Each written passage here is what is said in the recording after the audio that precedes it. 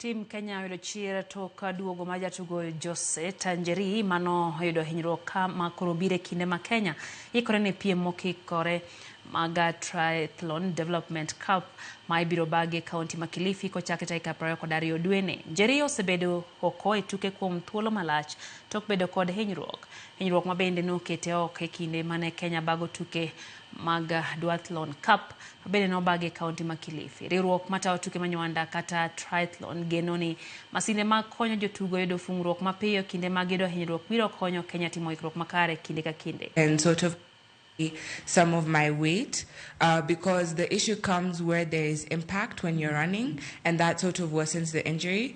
But since I've been having to train and also at the same time try and not aggravate my knee, I think it's sort of met the two in the middle. So I'm able to do my training and without the necessary impact I'd get. The machine behind me is called an Alta-G, and a gravity treadmill. Basically, we use it in sports rehabilitation, but it's also a very useful machine in neuro rehabilitation.